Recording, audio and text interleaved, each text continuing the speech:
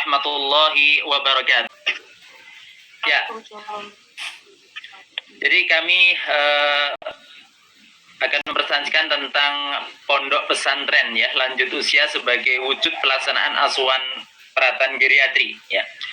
Jadi latar belakang kenapa kami menggunakan sarana pondok pesantren itu sebagai upaya untuk pengelolaan lansia. Yang pertama adalah mungkin latar belakang nanti ya tentang ideal kondisi mulia. Jadi mulia itu kami istilahkan dengan masa usia lanjut gitu ya.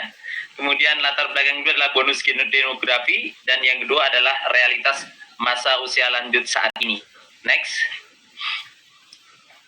Jadi kondisi masa usia lanjut tentu kita berharap seperti ilustrasi yang kami sampaikan di sini, dan kita yang hadir di sini juga ke depan barangkali ketika diberi umur panjang oleh Allah kepada Tuhan ya, ketika sampai lanjut usia kita berharap juga dengan pasangan kita bisa happy, dengan keluarga kita bisa ceria, dalam kondisi apapun walaupun di kursi roda kita tetap juga bisa tersenyum dan bisa mengekspresikan bagaimana sebagai seorang masa usia lanjut begitu. Naik, monggo Ibu. Kemudian yang kedua, latar belakang yang kita ambil adalah jumlah penduduk lansia ya. Tentu ini sudah menjadi pemahaman kita semua. Di tahun 2020 saja itu jumlah penduduk lansia Indonesia berkisar 7,59% ya. Cukup banyak ya, sekitar 10,3 juta. Dan secara real di Kabupaten Semarang, terutama di Kecamatan Banyu yang saat ini kita kelola, itu ada sekitar 3.500 usia lanjut yang memiliki resiko tinggi. Kemudian 5.864 lansia dan 13.000 itu adalah pralansianya. Jadi menjadi tantangan tersendiri bagi kita untuk pengelolanya. Next. Lanjut. Sedangkan kondisi terus naik dari tahun ke tahun karena juga kita lihat dari sisi umur harapan hidup yang terus meningkat. Ini juga sekali lagi menjadi tantangan bagi kita terkait dengan masalah pengelolaan. Lanjut. Nah, sedangkan realitas masa usia lanjut, di mana pengalaman saya secara pribadi bersama teman-teman memegang 7 tahun menjadi programmer kesehatan lansia di Puskesmas, memang kami mendapatkan cukup banyak masalah, terutama terkait dengan pengelolaan lansia di komunitas ya. Di mana masalah cukup banyak, baik itu dari sisi kesehatan, dari sisi sosial, dan dari sisi ekonomi yang kita lihat. Bahkan pengalaman pernah kami dapatkan ketika ada praktikan dari sebuah universitas yang berkunjung atau yang mengikuti praktik di Puskesmas Banyubira, sempat menangis dia melihat kondisi bagaimana lansia yang sedemikian rupa dalam kondisi stroke, dalam rumah yang kalau disentuh sedikit atau mungkin didorong sedikit barangkali sudah mau ambruk, sedangkan kedua anaknya pada waktu harus mencari rezeki untuk menghidupinya sehingga praktis dia di rumah sendiri. Itu gambaran sedikit saja. Tentu yang lain ibarat sebagai gunung es ya. Sedikit yang nampak, sungguhnya di masyarakat cukup banyak persoalan-persoalan yang ada. Next. Nah, oleh karena itu dari situlah kami berusaha bagaimana melihat kondisi. Sebenarnya di tahun ke-8 saya memegang program kesehatan lansia itu akan mencoba berupaya sedikit demi sedikit untuk memberikan asuhan keperawatan yang kita pahami dengan bio, psiko, sosio, kultural, dan spiritual, artinya menyeluruh ya. Jadi waktu itu kami harus berpindah ke program yang lain. Untuk itu bersama beberapa teman kita mencoba mendirikan yang namanya Pesantren Kasepuhan Raden Rahmat. Next. Next, monggo Ibu. Kenapa kita mengambil pesantren, ya tidak klinik dan sebagainya waktu itu memang? Karena yang pertama kita memiliki persepsi pesantren adalah ekosistem yang sistemik dan suportif. Artinya di sana dikelola mulai dari pendidikannya, ya, kemudian dalam sisi pendidikan, kemudian dalam sisi rohani dan lain sebagainya. Di situ menurut kami ada sistem yang harus kita jalankan dengan baik. Kemudian dukungan atau daya dukung di masyarakat diharapkan juga muncul, walaupun pada awal-awal kita sempat takut ada pesertanya atau tidak gitu.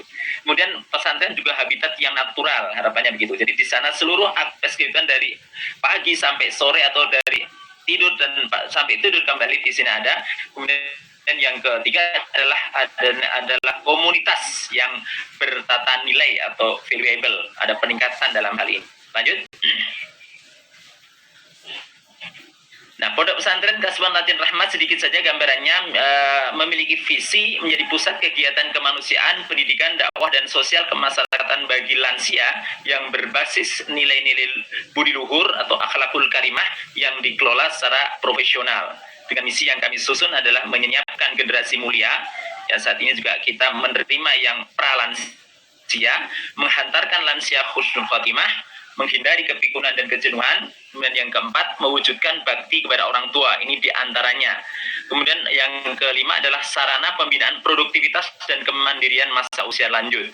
Kemudian yang keenam, menjaga keseimbangan kehidupan sosial dan kemasyarakatan. Ini diantara visi yang kita miliki, yang kita susun, yang di masa yang akan datang akan kita lebih detailkan dalam program-program maupun dalam kurikulum yang kita miliki. Lanjut. Sedangkan moto adalah kita mencoba menata senja, meniti surga bersama lansia. Ini yang menjadi penyemangat kami.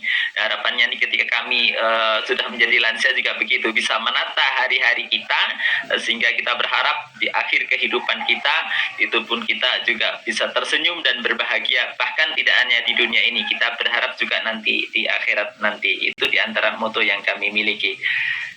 Lanjut. Dan programnya ada dalam gedung, yang ini tentu kita upayakan bagaimana kegiatan-kegiatan yang ada dalam fasilitas gedung kita, kemudian ada kegiatan-kegiatan yang luar gedung, ya. Bisa diantara dalam travel lansia, ya, bahkan mengaji pun kita biasanya di bedengan-bedengan sawah atau di hutan gitu. Kita sebagai sarana untuk mendekatkan diri kepada Tuhan, kepada Allah Subhanahu wa taala bersama lansia. Di situ kegiatan-kegiatan kami. Jadi ada dua, yaitu dalam gedung dan luar gedung. Lanjut. Nah, sementara tata laksana bagaimana kita untuk mengelola lansia, terutama bagi yang mukim, ya, secara khusus, yang ini alhamdulillah kita cukup banyak dari luar daerah, ada yang dari Karawang, dari Sumatera, dari Kalimantan, kemudian dari Surabaya, Jakarta, Surakarta dan Yogyakarta. Memang untuk pertama kali, karena ini kami melakukan kegiatan juga dalam rangka untuk mendukung program-program pemerintah, maka tata laksana yang pertama yang kita lakukan adalah dengan melakukan screening. Di mana untuk screening kita mengacu pada Permenkes nomor 4 tahun 2019 tentang standar minimal pelayanan di bidang kesehatan dengan menggunakan GDS, yaitu Geriatric Depression Skill, kemudian Ambrifit Mental Test, dan Activity Daily Living. Ya, ini screening kita pertama, agar kita mendapatkan input sejauh mana problem yang dimiliki oleh para lansia yang akan mukim di pondok kami. Ya, kemudian di masa pandemi memang kita tambah dengan adanya prokes kita minta untuk betul-betul ini baik. Kemudian ada pemeriksaan rapid antigen sebelum masuk di wilayah kami, agar sekali lagi ini juga untuk deteksi agar tidak nantinya justru menulari di santri-santri pondok pesantren kami. Lanjut. Sedangkan pengkajian, ya, jadi pelaksanaan pengkajian kita menggunakan buku KMS Lansia dari Kemenkes yang digunakan di puskesmas, yang pada waktu kami menjadi pengelola program sempat menjadi unggulan, sehingga data 3.500 lansia yang ada di Kecamatan Banyu Biru itu sudah diberi satu buku ini, ya, satu buku ini dengan nama masing-masing yang akan kita catat perkembangan perjalanan kesehatan maupun persoalan-persoalan yang lain. Di mana dari pengkajian ini kita mendapat input problem atau diagnosis yang di dalam ilmu keperawatan, kemudian ada istilah SDKI, ya, Standar Diagnosis Keperawatan Indonesia. Yang di sini kita bisa problem bisa fisik, ya, rogo, bisa jiwa atau jiwo dalam bahasa Jawa, kemudian sosial yang nanti kita ada program istilah olah roso. Lanjut. Nah, dari problem atau pengkajian itu kita mendapatkan problem-problem yang ada di masing-masing lansia ataupun nanti di keluarga maupun di masyarakat, maka kita coba menyusun intervensi dengan falsafah yang kita tahu dengan bio, psiko, sosio, kultural, dan spiritual. Dalam perencanaan kami, intervensi di Pondok Pesantren Kasepuan Raden Rahmat, kami memang menggunakan pendekatan Al-Quran Surat Ar-Rum ayat 54 ya. Allahulladzi khalaqakum min dha'fin thumma ja'ala min ba'di dha'fin quwwah thumma ja'ala min ba'di quwwah dha'fan wa saybah yakhluqu ma yasha wa huwal alimul qadir. Allah dialah menciptakan kamu dalam keadaan lemah, kemudian dia menjadikan kamu sudah lemah itu menjadi kuat, kemudian dia menjadikan kamu setelah kuat itu lemah kembali dan berubah ya. Dia menciptakan apa yang dikehendakinya dan dialah yang maha mengetahui lagi maha kuasa. Ini filosofi yang kita buat ya, atau yang kita gunakan. Lanjut. Dari pola pemikiran itu kita mendapatkan kalau ditinjau dari sisi pendidikan ya, ini kita coba combine ya, karena ternyata ada sisi pendidikan pedagogik, andragogik, dan kita ada satu di lansia itu di pondok ternyata kami harus menggabungkan 3 disiplin ilmu gitu ya. Yang pertama adalah gerontologi, yaitu ilmu-ilmu yang mempelajari tentang lansia gitu. Sedangkan yang kedua adalah kita karena pesantren yang jelas ada pendidikannya, maka kita ada ilmu yang namanya geragogi ya. Jadi geros itu adalah lansia dan agogos adalah pendidikan. Kemudian yang ketiga adalah adanya geriatrik, di mana adalah cabang ilmu kedokteran untuk mendiagnosa sampai bagaimana pengelolaan terkait dengan penyakit lansia. Nah, kami mendapatkan satu sepadan antara batita dengan lansia, di mana dalam batita itu dalam pendidikannya dia ada 6 aspek yang dimaksimalkan untuk batita, yaitu nilai agama dan moral, fisik dan motorik, kemudian yang ketiga kognitif, dan yang keempat sosial emosional, yang kelima bahasa, dan yang keenam dari tinjau di sisi seni. Nah, itulah kita lihat, maka di dalam lansia juga ada sisi 6 itu. Yang pertama yaitu spiritualitas. Jadi filosofinya kalau di batita itu kita maksimalkan, sedangkan kalau di lansia itu kita hanya bisa optimalkan. Kalaupun dia harus menurun karena itu suatu hukum alam, menurunnya jangan terlalu tajam ya. Sehingga dalam kegiatan-kegiatan program 6 aspek itu kita memang berupaya untuk menambah keilmuan dengan membiasakan, terutama dalam sisi-sisi akhlak yang baik ya, baik dalam sisi spiritualitas, kesehatan, fungsi motorik dan perilaku keselamatan, kemudian kognitif dan pencegahan kepikunan, kemudian dari sisi sosial emosional, dan dari sisi komunitas diharapkan sebagai lansia itu nantinya bisa berkomunikasi dengan bijak, santun dan sebagainya, dan seni dan estetika. Jadi kita kembalikan, biasanya kalau lansia itu lebih cenderung ke arah nostalgia, sehingga program-program atau kurikulum yang kami miliki bagaimana minat seni dari lansia di masa yang lalu kita bangkitkan kembali untuk kemudian dia menjadi happy atau gembira begitu. Kemudian dari sisi estetika, walaupun sebagai lansia kalau berpakaian dan sebagainya ya jangan inilah, ya tetap dalam ini tetap bagus, rapi, dan menyenangkan lah dipandang begitu. Lanjut. Nah, dari filosofi pendidikan yang kita dapatkan itu di Pondok Pesantren Raden Rahmat, kita kemudian turunkan menjadi 3 ranah, yaitu moto kami dengan istilahnya olah rogo ya, kemudian olah jiwa memegang hati, dan kemudian olah rasa ya, kita berbagi ya, dimana dari sisi 6 aspek itu kita bagi dalam 3 ranah, yang di situ nanti kita jadikan selain pengkajian dari sisi 6 aspek itu, kita juga dalam intervensi pelaksanaan maupun luaran nanti juga berbasis di sisi itu.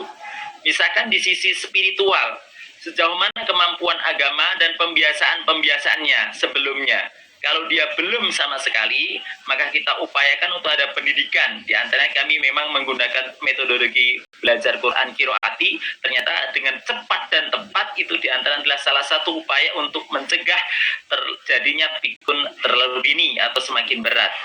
Dari setiap kegiatan yang kita lakukan, 6 aspek ini nanti akan menjadi panduannya, begitu. Lanjut. Sedangkan pelaksanaan implementasi, memang kita punya beberapa program, diantaranya adalah sowan simbah. Jadi kita berkunjung ke lansia yang lain, memberikan support baik yang mandiri, setengah mandiri maupun yang tergantung total ya, dengan kunjungan-kunjungan lansia yang lain. Bahkan kami juga pernah mengadakan pesantren kilat anak-anak pun juga kita ajak untuk sowan simbah agar tahu ya. Kemudian yang kedua adalah posyandu mulia atau masa usia lanjut. Kemudian senam mulia, jadi olahraga, TPQ, Taman Pendidikan Quran usia lanjut. Kemudian ada tani, karena kami di pegunungan yang cocok sekali untuk pertanian. Ada balik kreatif ya. Balik kreatif ini saat ini yang ada adalah bagaimana kita mengelola sampah itu yang dipandu oleh komunitas peduli sampah. Alhamdulillah kita di situ akan menghasilkan satu kreasi ya, di antara bros apapun bahan dan yang bisa dibuat dari bahan-bahan sampah yang menurut kita gitu. Kemudian ada traveling mulia, jadi kita ajak rakyat untuk jalan-jalan destinasi yang ada di sekitar kita, tidak jauh-jauh. Kemudian kesenian mulia, ada karawitan, rebana, solawatan, dan menyanyi. Untuk menyanyi ini di antara lagu pokok yang dimiliki oleh lansia harus hafal nantinya, yaitu hidupku telah berubah ya, lansia bahagia, dan Mars lansia itu. Kemudian di sini adalah kita juga ada istilahnya program literasi mulia. Lanjut. Monggo lanjut Ibu. Nah, dari situlah program-program sekali lagi dari pendidikan atau filosofi pendidikan yang ada di Batita dan lansia kita combine, karena terus terang ternyata Geragogi itu memiliki kars yang luar biasa. Kalau kita melakukan pengajaran hanya dengan andragogi ternyata tidak cukup, karena banyak di antara lansia yang kita miliki ternyata itu manjanya lebih dibanding dengan balita atau batita gitu ya. Nah, untuk luarannya Bapak dan Ibu yang dirahmati Allah SWT, maka pondok pesantren lansia Raden Rahmat juga tetap mengacu pada 3 ranah dan 6 aspek yang ada. Sejauh mana perkembangannya sesuai dengan inputnya.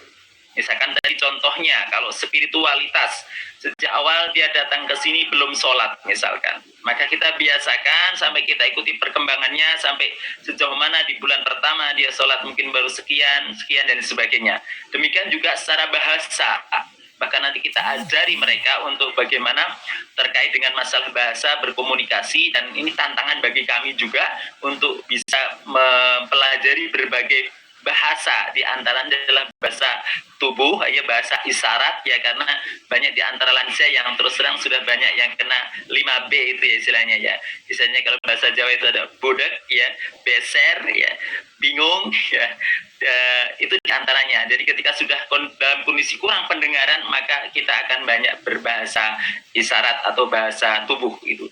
Sedangkan olahraga tentu di sini nanti kita akan mencoba memelihara kesehatan mereka agar tetap optimal. Kemudian fungsi motorik dengan motorik kasar dan motorik halus juga terus kita lakukan dengan senam dan meronce, memotong dan merangkai, itu diantaranya. Sedangkan kognitif dan pencegahan kepikunan ini barangkali nanti juga akan kita lakukan diantaranya dengan pembelajaran tadi ya. Lanjut. Nah, beberapa contoh luaran yang telah kita dapatkan yang kita terus terang memang baru batita gitu ya, baru 3 tahun ya, ini pas ya, karena memang di awal tahun 2018 kita berdiri, Maret ya, tahun 2018 kita awalnya memang pesimis adakah pesertanya, tapi alhamdulillah saat ini yang mukim itu keluar masuk sudah hampir 30-50 orang, yang ada di luar yang pulang balik karena masyarakat sekitar itu ada sekitar 105 orang, dan yang menjadi tanggung jawab kita melalui dinas sosial itu ada 150 lansia yang resiko tinggi di 3 kecamatan yang harus kita istilahnya kontrol, kita dampingi agar memiliki kesejahteraan terkait dengan lansia tadi. Jadi minimal dengan buku yang kita miliki, status kesehatan mulia masa usia lanjut itu terkontrol. Kemudian dari kurang lebih 7 santri mulia yang mukim dan memukim yang mayoritas dari awal tidak bisa membaca Al-Quran, ternyata 50%-nya di tahun ketiga itu sudah bisa membaca Al-Quran dengan baik. Artinya secara kognitif, secara kepikunan, harapan kami nanti tidak secepat yang dikhawatirkan ya. Kemudian semangat lansia mengikuti program-program pondok pesantren di atas 90%. Ini yang kami menjadi sangat bersemangat untuk kemudian lebih belajar lagi. Dan yang selanjutnya, alhamdulillah ini di tahun ketiga ada beberapa desa yang meminta untuk penambahan kelas jauh terkait dengan pondok pesantren yang harus kami kelola. Inilah menjadi tantangan kami untuk bagaimana nanti bisa mengelola lansia itu dengan baik. Lanjut. Nah, cuma disinilah kendala yang kami miliki terkait dengan pengelolaan dari umur batita itu tadi. Yang pertama lah jumlah SDM kami yang sangat terbatas. Ya, memang sangat sedikit di tenaga kesehatannya itu memang baru saya sendiri di antara bersebelas ya. Yang lain ada yang dari sisi komunikasi, yang sosial, yang lain ada perangkat desa ya, ada yang SMA, memang begitu. Jadi sangat terbatas sekali. Jadi tenaga kesehatan memang praktis baru saya sendiri. Kemudian sarana prasarana yang memang terbatas juga ya. Jadi kalau nanti berkunjung kamarnya itu memang masih sangat sederhana sekali di desa, di gunung sekalian. Jadi tapi alhamdulillah dari semangat lansia yang mau mukim dari 3 tahun itu beliau sudah bisa baca Al-Quran dengan baik, dan bahkan di bulan Ramadan itu bertekad bisa menghatamkan Quran 5 kali misalkan. Ini sangat memberikan semangat dan inspirasi pada kami. Kemudian pemahaman pengelola tentang mulia itu yang masih sangat kurang. Jadi masa usia lanjut masih sangat kurang sekali ya. Jadi kita awal bergerak itu hanya satu saja ya, latar belakang barangkali tadi yang belum saya sampaikan, yaitu ingin berbakti kepada orang tua. Itu ilmunya saja ya, bagaimana kita sebagai anak-anak itu bisa berbakti dengan orang tua ya, agar orang tua itu bisa happy, bisa bahagia begitu ya, bahkan nanti bisa husnul khotimah begitu. Itu jadi alhamdulillah ketika kami diberi kesempatan bertemu dengan Pergeri dan IPGeri, harapan kami ini sangat besar sekali untuk bagaimana bisa menimba ilmu dari beliau-beliau yang luar biasa. Nanti harapannya bisa mendukung kami lebih baik dalam hal pengelolaan pondok pesantren usia lanjut ya. Kemudian pemenuhan kebutuhan dasar biopsiko, sosio, kultural dan spiritual yang di masa usia lanjut di komunitas itu ternyata sangat-sangat luas sekali, bisa ditangani oleh 1 atau 2 profesi saja, 1 atau 2 sektor saja gitu. Sehingga di moto kami dengan olah rogo, memang kami program-programkan itu kita cantelkan, kalau orang bahasa Jawa itu kita kaitkan di Kemenkes ya. Sedangkan olah jiwonya itu memang kita kaitkan di Kemenak ya. Kemudian olah rosonya kita kaitkan di Kemensos gitu ya. Nah dari situlah kita berharap minimal 3 kementerian atau program-program itu bisa membantu kami. Jadi kalau kita berkunjung ke lansia yang sangat-sangat membutuhkan secara ekonomi, kadang kita waduh masya Allah ini kendalanya sangat luar biasa begitu ya. Nah ternyata alhamdulillah dari dinas sosial mendorong kami, kemudian ada LKS lanjut usia, jadi lembaga kesejahteraan sosial lanjut usia. Dari situlah kami bisa membantu ketika dalam sisi nutrisi bermasalah, maka alhamdulillah di dinas kesehatan di Kabupaten Semarang sangat support untuk itu, ditambah dengan dukungan komunitas yang sangat luar biasa untuk kami. Itu sudah kami catat sudah ada hampir 30 komunitas yang peduli kepada lansia, dengan didukung oleh sekitar 6 instansi, dan yang support di dalam pendidikan terutama olah jiwa itu dengan IAIN Salatiga ya, yang mendukung kami dan terus mengembangkan bagaimana nanti terkait dengan pengelolaan jiwa dari lansia itu dengan program-program atau kurikulum terkait dengan hal itu. Nah itulah yang barangkali yang menjadi tantangan kami di pengelolaan lansia di komunitas, sehingga harus menjalin banyak sekali sektor-sektor untuk bekerja sama, harus peduli. Kalau hanya satu sisi saja di kesehatan saja, kami rasa itu sangat terbatas begitu. Itu kendala yang kami miliki. Sehingga kami berharap nanti dari Pergeri maupun IPGRI maupun dari teman-teman yang peduli terkait dengan kesehatan lansia ataupun kesejahteraan lansia itu bisa mendukung kami. Terlanjut.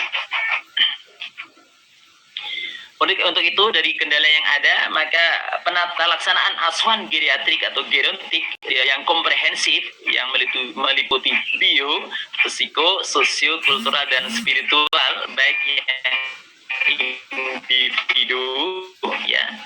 Ini yang khusus nanti, jadi ada catatan keperawatan kami gitu, keluarga, ini karena keluarga juga harus terlibat betul ya, dan komunitas ya, itu perlu ada kerjasama lintas sektor atau profesi. Jadi kalau hanya satu sektor saja ini sangat-sangat terbatas ya. Jadi diharapkan memang ada perlu kerjasama dari semua sektor untuk menangani terkait dengan masalah persoalan-persoalan geriatrik atau gerontik yang di depan dengan di masa yang akan datang itu jumlahnya akan semakin meningkat.